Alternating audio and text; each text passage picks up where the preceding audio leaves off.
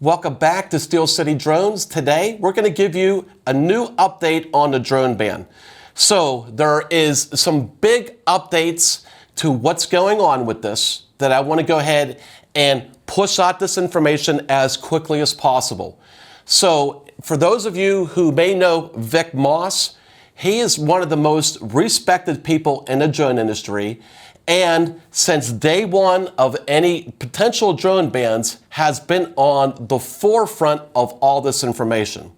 So I think you hearing all this information directly from Vic is absolutely the best way to go, because I don't think that I could go ahead and explain this any better.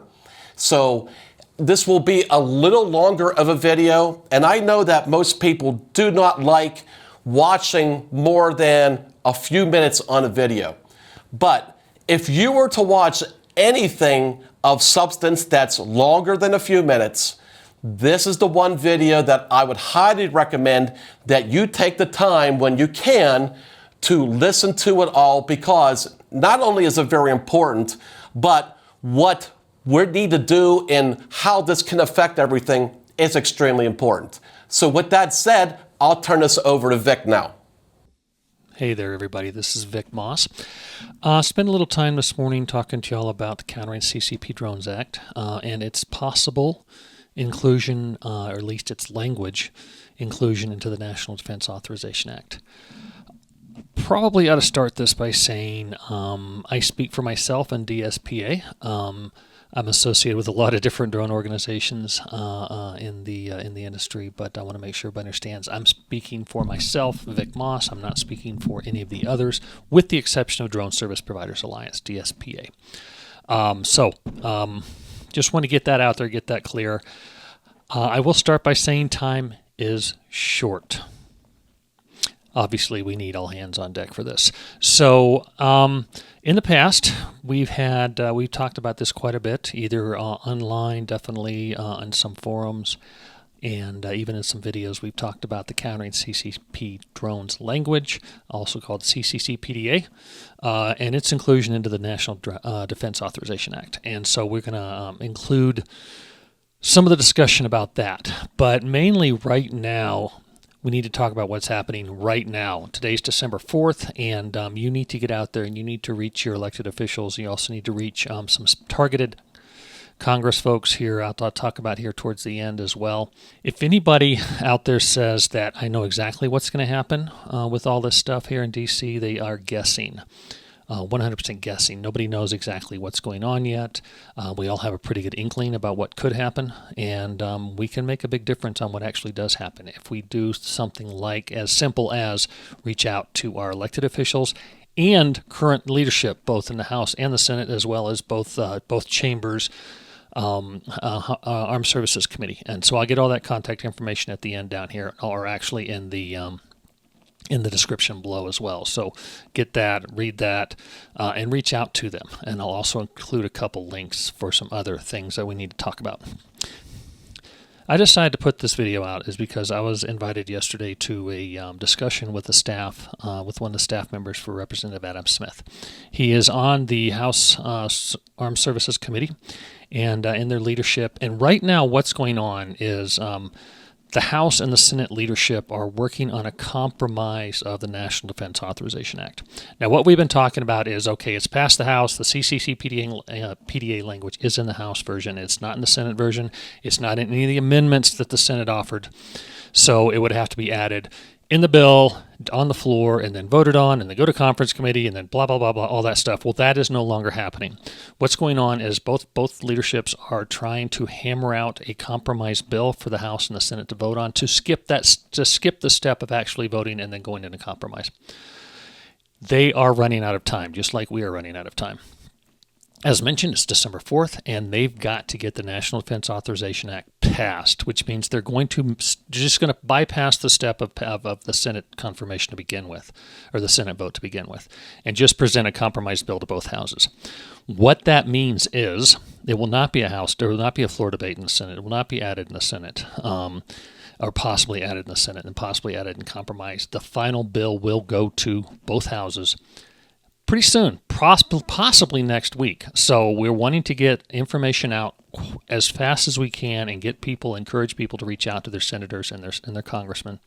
So I want to make sure that this information that gets out is accurate, it's good, and it's logical. I think logic is something that's missing quite a bit, actually, in the discussion that we have about all this stuff. So basically, in my meeting yesterday with Representative Smith's staff, she mentioned that what they're seeing in this push to get a compromise out, so both houses or both chambers can talk or can vote on it, is a lot of anti-China language, and she's seen a lot of anti-drone language, anti-China drone language being bandied about specifically by leadership. And then there's a couple in there that are really working hard to push the CCC PDA into the version they need to get voted on. So that's why we need to reach out and do this. And there'll be links below, like I said, to tell you how to do that. But what we want you to do, obviously at the Drone Advisory Alliance, there is the Take Action page, and we have a way for you to just put in your address, and then it tells you who your senators are, who your reps are, and you can send that email there.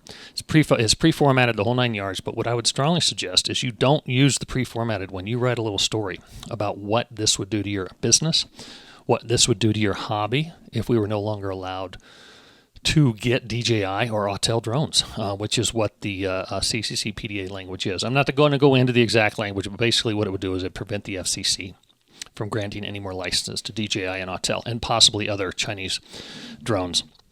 Or it just, it's not just the drones, it's the mics, it's the gimbals, it's all that stuff. So it could do anything, but make that story personal. Don't tell them your life story. Make it succinct. They've got to read all these, and if it's a long email, they're just going to skip through most of it. So make it personal, make it short, and make it professional.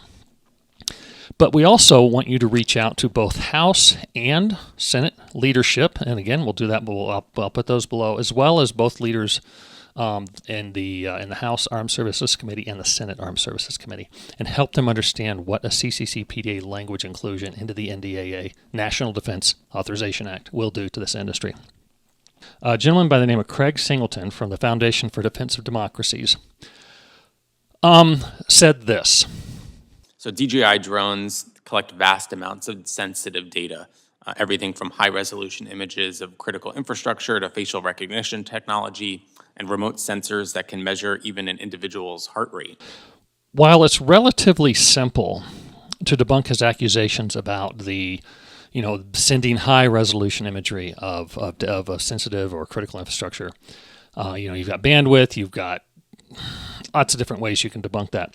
When he says that DJI drones are using facial recognition software or they can monitor heartbeats, that's ridiculous. Could a DJI drone carry a payload that can have that? Absolutely. A larger drone could carry a payload that does facial recognition, possibly have software that does facial recognition, that kind of stuff, and definitely heartbeat monitors. Probably, I don't know, but that could happen. Any drone could do that. So simply because the fact that if this is true, then any drone could do it. So, and it's not true. DJI does not make drones that do that. So I want to make sure that's one thing that people talk about. By the year 2030, we're going to be a $15 billion industry. So the commercial drone industry will be a $15 billion, with a B, $billion industry.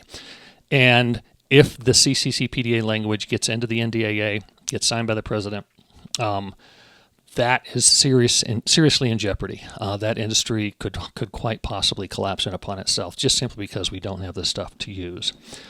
We have good drone manufacturers in the United States. We do. Issue is we don't have comparable. The ones that are out there, the ones that are good and the ones that work, they're a little more expensive, but that's okay. We understand, maybe even a lot more expensive. We understand that. That happens. We can't compete with labor costs in China. Totally understand that. We're a global economy. The sooner we recognize that, the better off we'll be. But those drones are either A, targeted towards first responders, specifically SWAT, or B, for enterprise drone groups. We don't have that drone out there that's going to replace what we are currently using. It does not exist. To my knowledge, if I'm wrong, please comment below. To my knowledge, it's not even under development. And the prosumer market is where the vast majority of us use our drones. And so that's a problem. So right away, we don't have the manufacturing to produce it, even if we had one ready to produce. So if we ban DJI and Autel in the future, then that's going to cause a problem. Recently, in October, DJI filed a lawsuit against the DoD that claims that they need to be removed from what's called the Chinese military company list. The DoD claims that there are some DJI employees that have military patents. The two examples they use are definitely DJI employees. There's no doubt about it, and they have patents. The trouble is, they also there are similar, actually identically named Chinese nationals who have military patents. And it's not the same person, but the DoD, in their lack of research, has claimed they are. And there are the DJI filed affidavit. These two people filed affidavits and said, "Hey, that's not us. That's not us." DoD claims that DJI participated in a committee to help craft the safety requirements for civilian unmanned aircraft systems. The funny thing is, here are some of the other companies that were asked to participate in similar committees. We have Nokia, phone people, Ford, motor company, Samsung, Intel, and even Procter & Gamble. So if DJI is being considered a Chinese military company because of their inclusion in that or invitation into that, then those other companies should be as well. If DJI is a national security issue, then that needs to be addressed, and it needs to be addressed in a manner that is across the board, whether it's a American-made drone, a Chinese-made drone, a French-made drone, whatever. There needs to be a set of security protocols on that. So let's put that together. But here's what I want you to do. Again, reach out to your own elected officials, and again, we'll put the names up there. But I also want you to reach out to the leadership in the Senate. That would be the Democratic leader in the Senate, Chuck Schumer. The Republican leader in the Senate, that's Senator Mitch McConnell. The Senator John Thune. Sorry, Senator, definitely got your name wrong. So Senator John Thune. Speaker of the House, Mike Johnson. That's someone we definitely need to reach out to. And then the Minority Leader, Representative Hakeem Jeffries, need to reach out to him as well. Again, we'll put all this down below. These are the leaders in the Senate and leaders in the House that will be making a difference in exactly what happens here. The other thing I want you to do is please reach out, in addition to these 5 people and your elected officials, is reach out to the Armed Services Committee of the House and the Senate.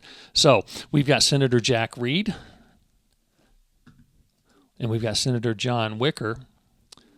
Roger Wicker, who are in charge of the Senate Armed Services Committee for now. And then we have Representative Mike Rogers and Representative Adam Smith, who I did talk to, or not him, his staff, yesterday, and they are the House Armed Services Committee chair. So Representative Smith is on our side. And please, please, please, please, please, please be respectful. Please be professional. And either email them or call them. You can reach out to their offices and call them. It's very easy. Congress.gov/membership, and you put in your representative or one of these 5 people or 9 people I just talked to, and their phone numbers pop up. So you can call them. You won't talk to them, obviously. You'll talk to a staffer, possibly even an intern. But call them, email them, tag them in a tweet, whatever. But be professional.